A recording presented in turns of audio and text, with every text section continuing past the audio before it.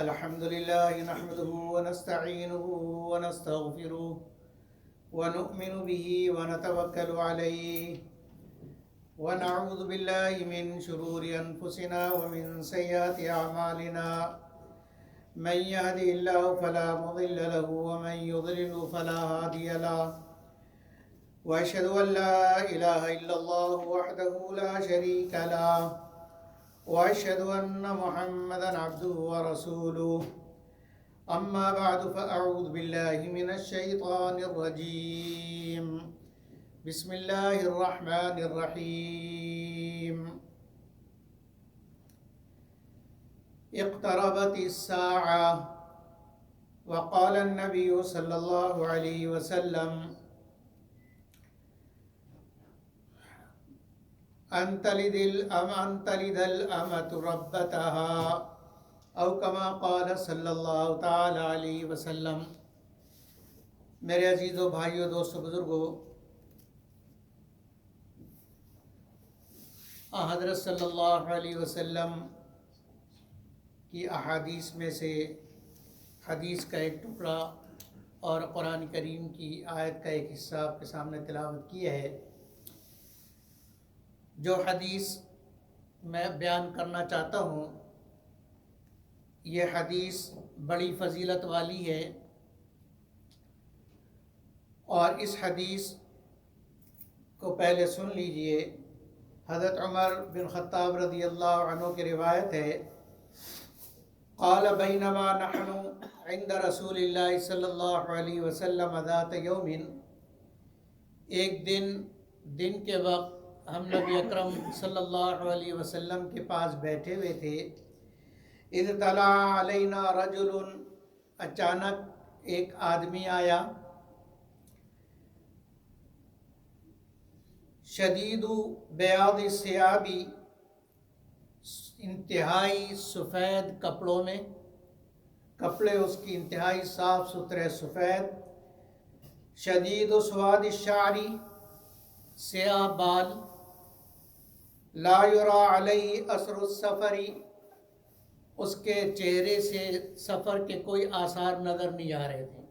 جب آدمی سفر سے آتا ہے اس کا چہرہ تھکا ہوا ہوتا ہے، کپڑے میلے ہوتے ہیں، جسم تھکا ہوا لگتا ہے، لیکن اس کے چہرے سے، اس کے جسم سے ایسے کوئی آثار ظاہر نہیں ہو رہے تھے جس سے یہ پتہ چلے کہ یہ باہر سے کہیں سفر کر کے آیا ہے۔ اور جو سفر کر کے آتا ہے اس کے کپڑے اتنے صاف ستھرے نہیں ہوتے ہیں، کہیں نہ کہیں شکن ضرور ہوتی ہے، اگرچہ صاف ستھرے ہوں، بیٹھنے کی وجہ سے شکن ضرور ہوتا ہے۔ اس کے کپڑوں پہ کوئی شکن نہیں، کوئی دبا نہیں، اور کوئی سلوٹیں نہیں تھیں، تو سفر کے کوئی آثار نہیں، تو اس سے یہ معلوم ہوتا تھا کہ یہ یہیں کا رہنے والا ہے۔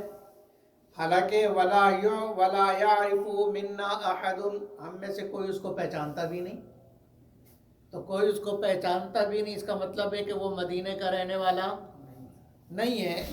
تو آنے والے شخص کے عجیب و غریب ہونے کو پہلے بیان کیا کہ وہ اچانک آیا، سیاہ بالکل سفید کپڑے پہنے ہوئے، کوئی دھبا نہیں، انتہائی شاندار وجاہت کے ساتھ، کالے بالوں کے ساتھ، اور سفر کی کوئی تھکاوٹ نہیں، کوئی آثار نہیں، اور ہم میں سے کوئی اس کو جانتا بھی نہیں۔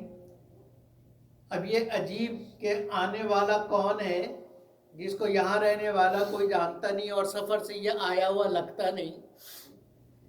اس شخص نے پھر کیا کیا، حتی جلس الی النبی صلی اللہ علیہ وسلم، نبی اکرم صلی اللہ علیہ وسلم کے پاس آ کے بیٹھ گیا، فَأَسْنَدَ رُكْبَتَيْهِ إِلَى رُكْبَتَيْهِ، اپنے گھٹنے نبی صلی اللہ علیہ وسلم کے گھٹنوں کے ساتھ ملا کے بیٹھ گیا، جیسے اتحیات کی شکل میں بیٹھتے ہیں، ایسے اتحیات کی شکل میں نبی اکرم صلی اللہ علیہ وسلم کے سامنے بیٹھ گیا، وَوَضَعَ كَفَّيْهِ عَلَى فَخِذَيْهِ، اور اپنے ہاتھ اپنے رانوں پہ رکھ لیے، جیسے تشہد کی حالت میں، اتحیات کی حالت میں آدمی بیٹھتا ہے، اس انداز میں وہ بیٹھ گیا، طالب علمانہ انداز میں۔ طالب علم کے انداز میں بیٹھ گئے، جیسے طالب علم دین سیکھنے والا، علم سیکھنے والا ادب کے ساتھ اپنے استاد کے سامنے بیٹھتا ہے، ایسی وہ آنے والا شخص سیدھے نبی اکرم صلی اللہ علیہ وسلم کے پاس جا کے بیٹھ گیا، اور پھر ظاہر ہے سلام کلام ہوا ہوگا، پھر اس نے آنے والے شخص نے سوالات کیے. وقال یا محمد، اس نے کہا محمد صلی اللہ علیہ وسلم، اخبرنی عن الاسلام، مجھے اسلام کی حقیقت بتلائیے. اسلام کیا چیز ہے، اسلام کیا کہتا ہے، اور اسلام کی بنیادیں کیا ہیں، کہ کن چیزوں پر عمل کر کے انسان اسلام لے آتا ہے، مسلمان بنتا ہے، وہ چیزیں مجھے بتائیے. تو نبی اکرم صلی اللہ علیہ وسلم نے ارشاد فرمایا، الاسلام ان تشہد ان لا الہ الا اللہ، اسلام اس کا نام ہے کہ تم اس بات کو کی گواہی دو کہ اللہ کے سوا کوئی معبود نہیں، وَأَنَّ محمد الرسول اللہ، اور اس بات کی گواہی دو کہ محمد صلی اللہ علیہ وسلم اللہ کے رسول ہیں. نمبر 1 شہادت، زبان سے اقرار کرنا، کہ زبان سے کہو کہ میں نے گواہی دی. وَتُقِيمُ الصَّلَاةَ، نمازیں قائم کرو. وَتُؤْتِ الزَّكَاةَ، زکوٰۃ ادا کرو. وَتَصُومَ رَمَضَانَ، اور رمضان کے روزے رکھو. وَتَحُجُّ الْبَيْتَ إِنِ اسْتَطَعْتَ إِلَيْهِ سَبِيلًا، اور حج کرو اگر زاد راہ موجود ہو، آنے جانے کا خرچہ، رہنے کا اور سارے خرچے موجود ہوں تو تم پر حج فرض ہو جائے گا، لہذا تم حج کرو. یہ تو آپ صلی اللہ علیہ وسلم نے فرمایا کہ یہ اسلام ہے، کہ ان 5 چیزوں پر عمل کرنا یہ اسلام ہے. قالا، اس شخص نے حضرت صلی اللہ علیہ وسلم کا یہ جواب سن کے کہا، صدقتا، آپ نے سچ کہا، آپ نے سچ کہا. تو وہ حضرت عمر رضی اللہ عنہ فرماتے ہیں، فعجبنا لہو، اس پہ ہمیں اور تعجب ہوا.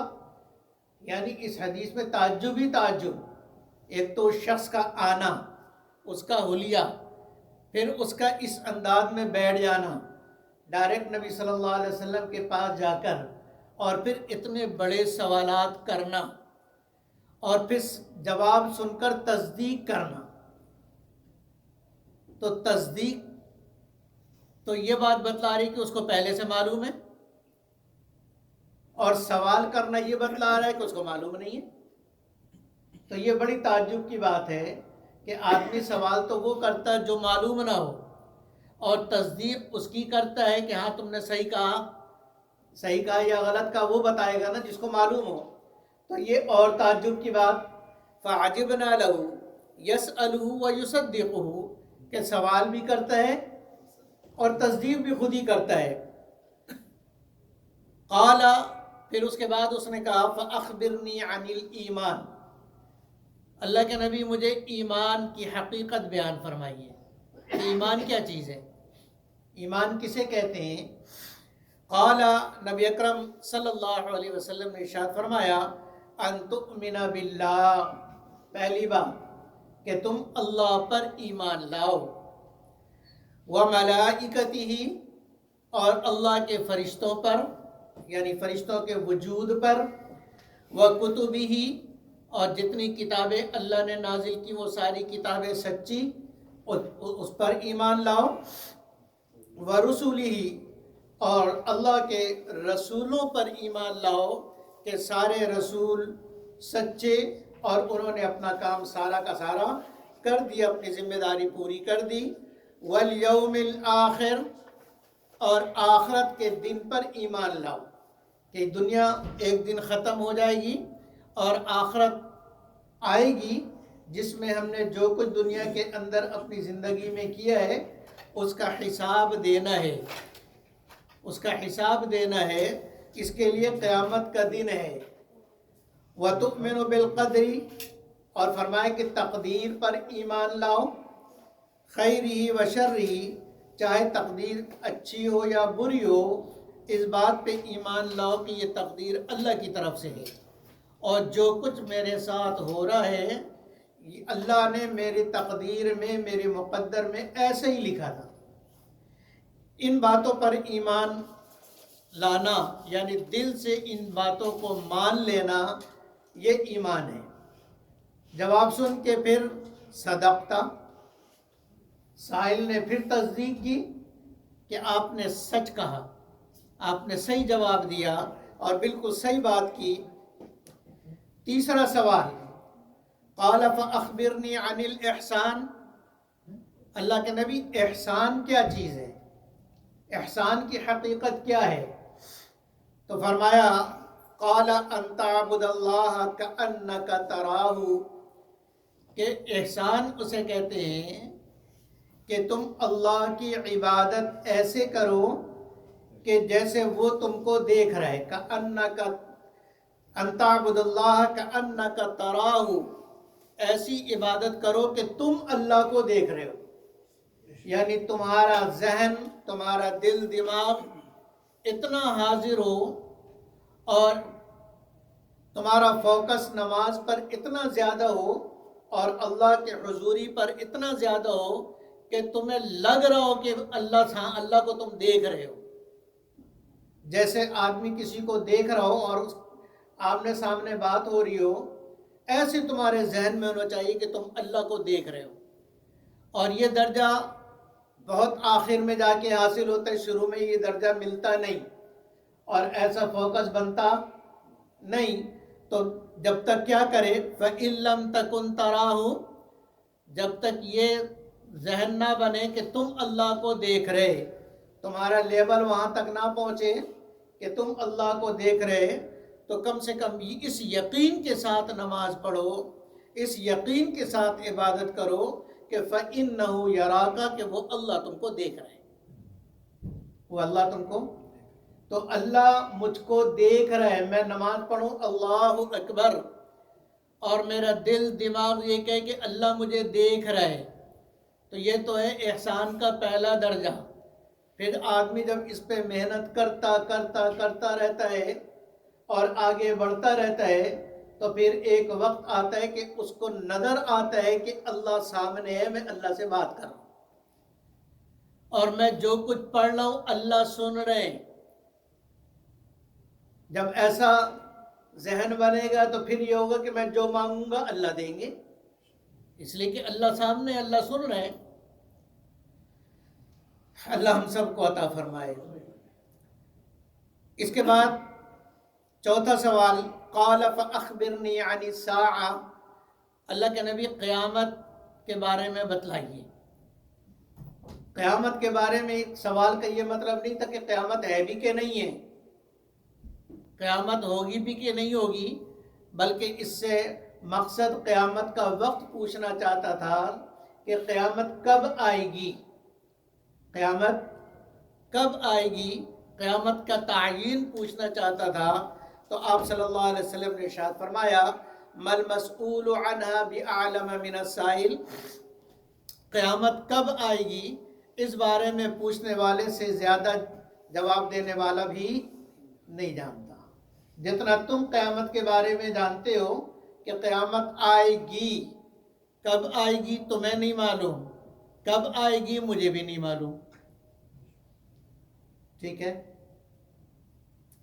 قال فاخبرنی عن اماراتها، تو اس شخص نے کہا کہ قیامت کا تعین تو نہیں ہو سکتا، یہ تو اللہ ہی کے علم میں ہے، کہ قیامت کا علم اللہ کے علاوہ کسی کے پاس نہیں، کسی نبی کسی ولی کے پاس نہیں، کوئی تاریخ نہیں بتا سکتا کہ اس تاریخ کو دنیا ختم، جتنے لوگوں نے پیشن گوئیاں کی تھیں پہلے زمانے میں، خوب دھڑلے سے پیشن گوئیاں چل رہی تھی کہ 22 دسمبر 2012 کو دنیا ختم اور بس قیامت آ جائے گی، سیارے سارے ٹکرا جائیں گے اور سورج چاند ٹکرا جائیں گے اور ختم ہو جائے گا، حتمی تاریخ دے دی تھی ان پاگلوں نے۔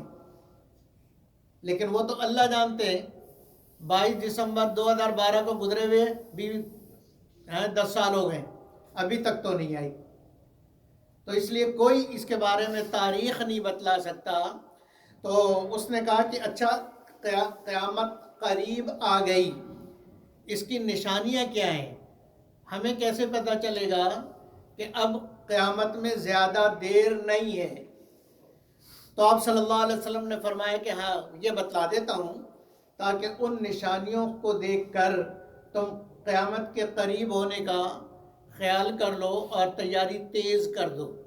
जब आदमी को मालूम होता है कि बस सज़ा मौत का हुक्म हो गया है और 1 हफ्ते के बाद मुझे मेरी फांसी है, तो अब वो 1 हफ्ता किस तरह गुजारेगा? अब उसके सामने दुनिया के सारे ख़जाने रख दो और सारी अय्याशियों के सामान रख दो, वो किसी की तरफ मुतवज्जे नहीं होगा, इसलिए कि उसको मालूम है कि 1 हफ्ते के बाद मैंने मर जाना है और मेरी फांसी का हुक्म है। तो निशानी देखकर आदमी अपनी क़यामत की तैयारी करे कि अब क़यामत करीब है, मैं क्या मुँह दिखाऊंगा अल्लाह को, और जो मैं अभी कर रहा हूँ अल्लाह को जवाब क्या दूंगा। अल्लाह ने पूछ लिया कि ये क्यों किया, तो जवाब मेरे पास क्या है, उस जवाब की तैयारी में लगेगा।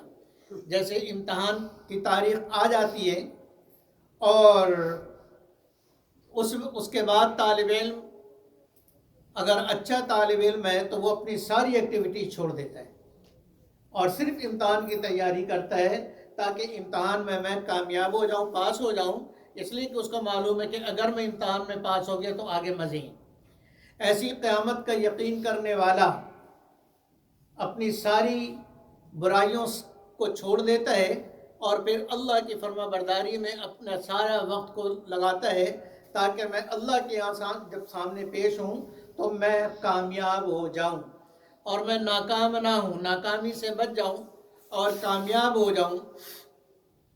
तो नबी अकरम सल्लल्लाहु अलैहि वसल्लम ने क़यामत की अलामतें बयान की। पहली अलामत बयान की, अन्तलिदल अमतु रब्बतहा, के बांदी, लौंडी, गुलाम अपने आका को जनेगी, यानी बेटा उसका आका होगा और उसकी माँ उसकी लौंडी होगी। पहली निशानी।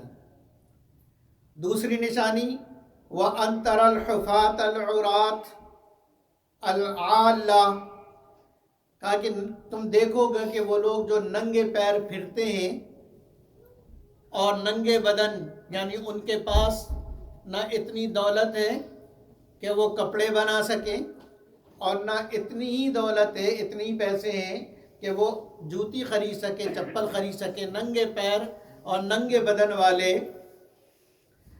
और रिआ अशाई, बकरियां चराने वाले, यानी इशारा है उनकी इंतहाई गुर्बत की तरफ, कि दुनिया के इंतहाई गरीब लोग, ये गरीब लोग कैसे हो जाएंगे, ये ततावलून फिल बुनियान, बड़ी बड़ी इमारतें बनाएंगे, इनके पास दौलत की इतनी कसरत होगी कि ये बड़ी बड़ी इमारतें बनाएंगे और एक दूसरे के मुकाबले में बनाएंगे और एक दूसरे पर फख्र करेंगे कि मेरा महल तुमसे ज़्यादा बड़ा, बुर्ज खलीफा फला बुर्ज से बड़ा और फला बुर्ज खलीफा से बड़ा।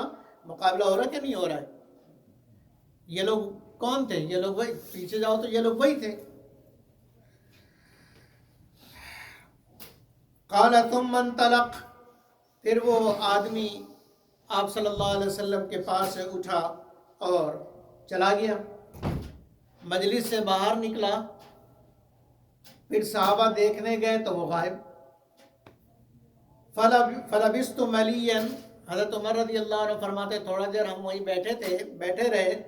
तुम्मा क़ाल अली या उमर, नबी अकरम सल्लल्लाहु अलैहि वसल्लम ने इरशाद फरमाया कि उमर, तुम्हें मालूम है, अतदरी मन साइल, तुम्हें मालूम है सवालात करने वाला कौन था? क़ुल्तु अल्लाहु व रसूलुहु आलम, हज़रत उमर रज़ी अल्लाह अन्हु ने इरशाद फरमाया कि उसके बारे में अल्लाह और अल्लाह का रसूल ही जानता है। اللہ عالم الغیب ہے، اللہ نے وہ علم اپنے نبی کو دیا کہ یہ آنے والا کون آ رہا اور سوالات کیا ہوں گے، اس کا علم اللہ نے اپنے نبی کو دیا، تو اللہ اور رسول ہی جانتا ہے، میں نہیں جانتا۔ قال فإنه جبرائیل، فرمایا کہ یہ جبرائیل علیہ السلام تھے۔ کیوں آئے تھے؟ اتاکم، انسانی شکل میں آئے تاکہ تم دیکھ لو، تمہارے پاس آئے، یعلمکم دینکم، تاکہ تمہیں تمہارا دین سکھائیں، یعنی دین کی بنیادی باتیں تمہیں سکھائیں۔ اور سکھانے کے لیے حضرت جبریل علیہ السلام انسانی شکل میں اس مجلس کے اندر آئے تھے، تاکہ جو سوالات تم نہیں کر سکے وہ سوالات کر کے تمہیں تمہارا دین سکھائیں۔ ابو ہریرہ رضی اللہ، یہ روایت تو حضرت عمر رضی اللہ عنہ سے مروی ہے۔ حضرت ابو ہریرہ رضی اللہ عنہ کی روایت میں تھوڑا سا فرق ہے، اور اس میں فرق یہ ہے کہ حضرت ابو ہریرہ رضی اللہ عنہ فرماتے کہ آخر میں فرمایا وَإِذَا رَأَيْتَ الْحُفَاةَ الْعُرَاةَ، کہ جب تم ننگے پیر ننگے بدن والے لوگوں کو دیکھو گے، الصُّمَّ الْبُكْمَ، جو گونگے بھی ہیں بہرے بھی ہیں، جو گونگے بھی ہیں، گونگے اور بہرے ہونے سے مراد فزیکلی گونگا اور بہرا ہونا نہیں ہے۔ گونگے اور بہرے ہونے کا مطلب یہ ہے کہ وہ مجلس میں بات نہیں کر سکتے، اور جہاں بات ہو رہی ہے وہ سمجھ نہیں سکتے۔ ان عربوں میں سے کوئی ایسا ہے جو انگلش میں بات کر سکے اور انگلش سمجھ سکے؟ کوئی ہے؟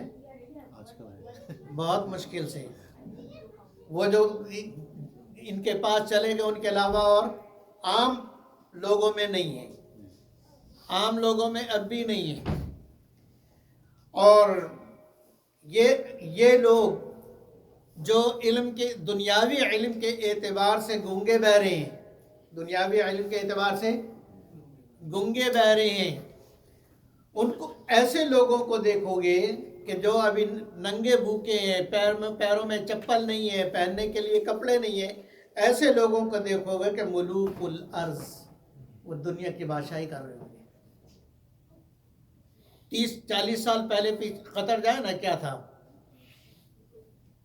یہ جتنے ابھی بادشاہ اور یہ سارے مچھیرے تھے، اور باہر سے آئے ہوئے لوگوں کی آمدنی پر ان کا گزارا تھا، اور اب یہ پتہ نہیں دولت ان کو خود نہیں معلوم ہے کتنی ہے۔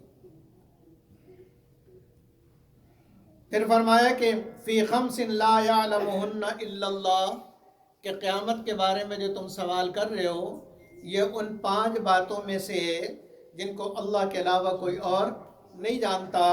ثم قرأ ان اللہ عندہ علم الساعہ، پھر آپ صلی اللہ علیہ وسلم نے یہ آیت تلاوت فرمائی کہ اللہ ہی کے پاس ہے قیامت کا علم، وَيُنَزِّلُ الْغَيْثَ، اور بارش کب کہاں کتنی ہوگی، اگر کب ہوگی اس کی پیشن گوئی کوئی کر بھی دے تو کتنی ہوگی اس کی حتمی فیصلہ کوئی نہیں کر سکتا۔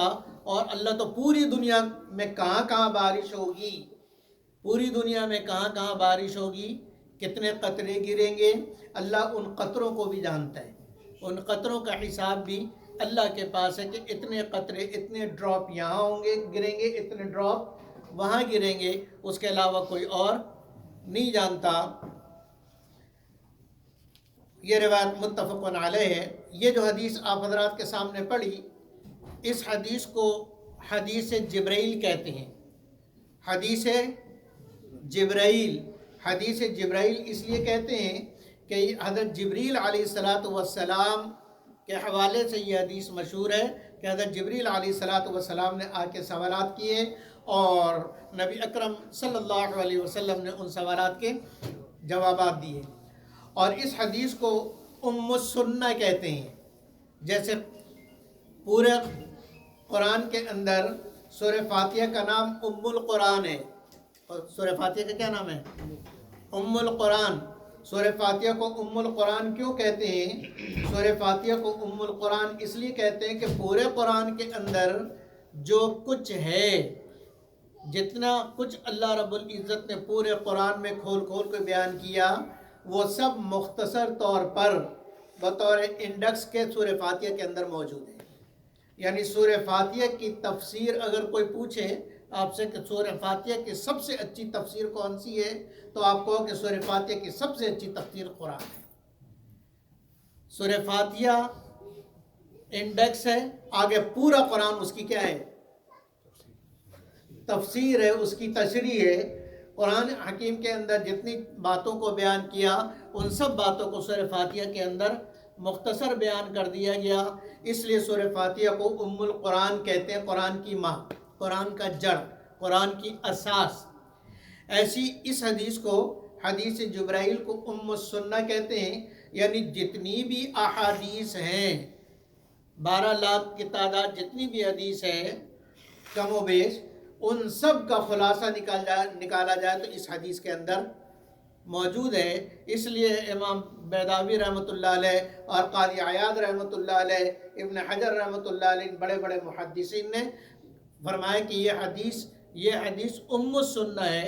نبی اکرم صلی اللہ علیہ وسلم کی ساری احادیث کا جامع، اور ساری حدیثوں کے اندر جو کچھ آپ صلی اللہ علیہ وسلم نے بیان فرمایا ہے وہ سب کا سب اس حدیث کے اندر موجود ہے.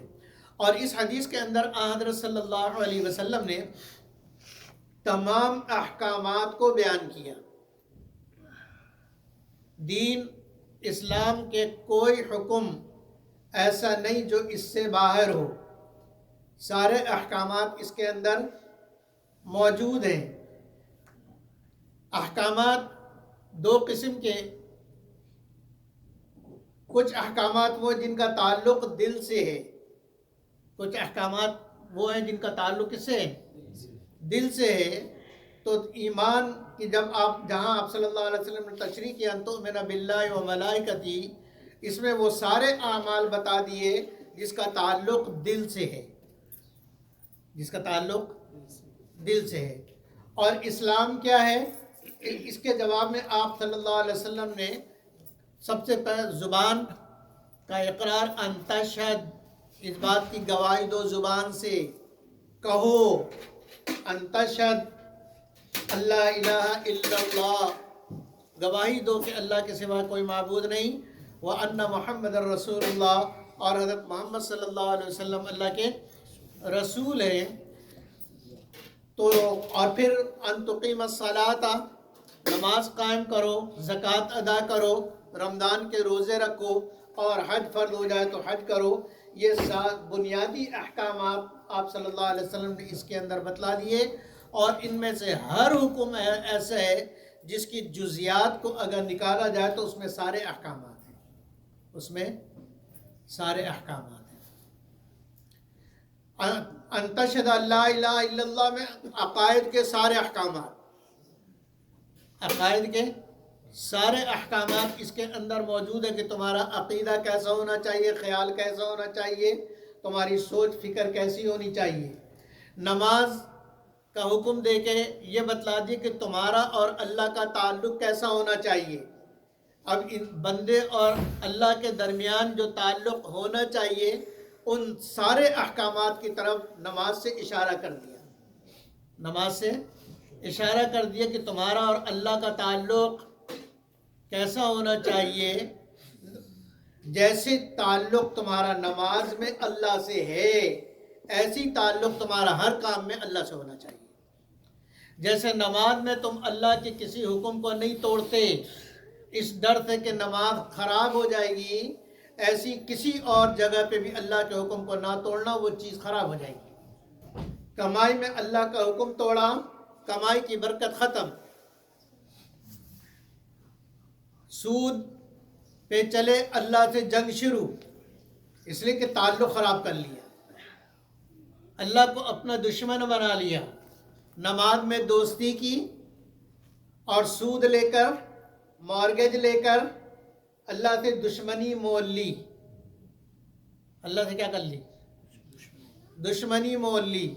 اور پھر جب گھر میں جھگڑا ہو اور لڑائی ہو، پھر مفتی صاحب کے پاس، مفتی صاحب کوئی تعویذ دے دو، کوئی دعا دے دو. مفتی صاحب کے پاس ایسی کوئی تعویذ نہیں ہے، کوئی دعا نہیں ہے کہ جس گھر سے اللہ کی لڑائی چل رہی ہو اس گھر میں برکت آ جائے. اس لیے مورگے سے جان چھڑاؤ دوستوں، مورگے سے اپنی جان چھڑاؤ۔ ساری زندگی کرائے پہ رہنا بہتر ہے سود والے گھر میں رہنے سے، اور سود والے گھر میں پلنے والے بچے تمہارے کبھی فرما بردار نہیں ہوتے، گارنٹی گارنٹی۔ آج کی تاریخ لکھ لو اور میری بات لکھ لو، اور اگر بچے فرما بردار ہو جائے، سود کے گھر میں پلنے والے بچے آپ کے فرما بردار ہو جائے تو مجھے آ کے بتانا۔ اس لیے سود سے جان چھڑاؤ۔ اگر پھنس گئے ہو، اللہ سے توبہ استغفار اور کوشش کرو کہ اس سے نکلو۔ جب آدمی نکلنے کی کوشش کرتا ہے تو اللہ کا قانون ہے کہ اللہ اس کے لیے راستے بناتے ہیں، اور جو راستہ تلاش نہیں کرتا اس کو راستہ نہیں ملتا۔ یہدی من یشاء الیہ، جو اللہ کی طرف بڑھنا چاہتا ہے اللہ اس کو راستہ دکھاتے ہیں، اللہ اس کو راستہ دیتے ہیں۔ ویہدی الیہ من ینیب، اور اللہ راستہ دیتے کس کو ہیں؟ جو اللہ کی طرف رجوع کر لے کہ اللہ مجھ سے غلطی ہو رہی، اے اللہ معاف فرما دے، مجھے اس سے نکال دے، میں اس گناہ میں پھنس گیا، اے اللہ تو اس گناہ سے مجھے نکال دے، اور خود ہاتھ پیر مارے کہ جلد از جلد اس گناہ سے باہر نکل جائے، چاہے اس کو جس طریقے سے بھی کرنا پڑے۔ اللہ مجھے اور آپ کو عمل کی توفیق عطا فرمائے۔ اور پھر زکوٰۃ کا حکم دیا کہ زکوٰۃ ادا کرو، اس میں بتایا کہ تمہارے اور بندوں کے درمیان جو حق ہے اس حق کو ادا کرو۔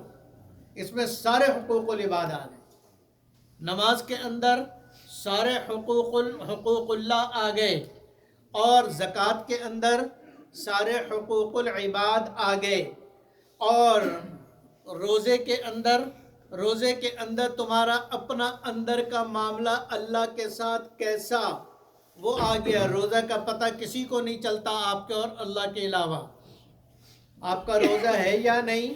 سحری کھائی لوگوں کے سامنے، افطاری کیا لوگوں کے سامنے، درمیان میں لوگوں کو کوئی پتہ نہیں کہ آپ نے پانی پیا، کھانا کھایا کہ نہیں کھایا، لیکن اللہ کو معلوم ہے۔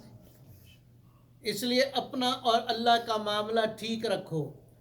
اور پھر دنیا، حج کا بتا کے کہا دنیا کے پیچھے نہ بھاگو، دنیا کے پیچھے نہ بھاگو، اللہ کی طرف دوڑو بھاگو، اس لیے کہ مرنے کے بعد اللہ ہی کے سامنے جانا ہے۔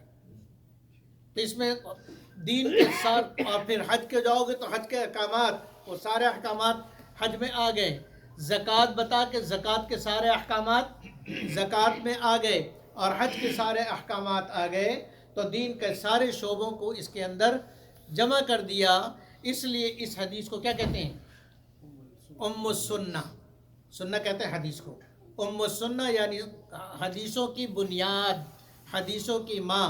اور پھر قیامت کا ذکر کر کے اور قیامت کی نشانیاں ذکر کر کے اس کو مکمل کر دیا کہ یہ سارے اعمال تم کیوں کرو؟ اس لیے کہ سورہ فاتحہ میں فرمایا تھا نا، غیر المغضوب اہدنا الصراط المستقیم صراط الذین انعمت علیہم غیر المغضوب علیہم ولا الضالین، جس میں ہدایت مانگی، اور ہدایت مانگی کیوں؟ تاکہ سیدھے راستے پہ چلتے ہوئے قیامت کے دن کامیاب ہو جائیں۔ تو فرمایا کہ قیامت کے دن کامیاب ہونے کے لیے قرآن پہ عمل کرو، نبی اکرم صلی اللہ علیہ وسلم کی احادیث پر اور آپ صلی اللہ علیہ وسلم کے سنت مبارکہ پر عمل کرو، تو دنیا بھی تمہاری اور آخرت بھی تمہاری۔ باقی قیامت کی نشانیاں اور قیامت کی علامتیں کیسے معلوم ہو کہ قیامت قریب ہے؟ یہ علامتوں میں سے چند علامتیں اس حدیث کے اندر آپ صلی اللہ علیہ وسلم نے بیان کی۔ انشاءاللہ اگلے جمعے سے ان علامتوں کو ایک ایک کر کے بیان کیا جائے گا۔ آپ حضرات جلدی آنے کی کوشش کریں۔ اللہ تعالیٰ مجھے اور آپ کو قیامت اور اللہ کے سامنے پیش ہونے کی تیاری کی توفیق عطا فرمائے اللہ، اور وہاں اللہ رب العزت ہمیں کامیاب فرمائے۔ وآخر دعوانا ان الحمد للہ رب العالمین۔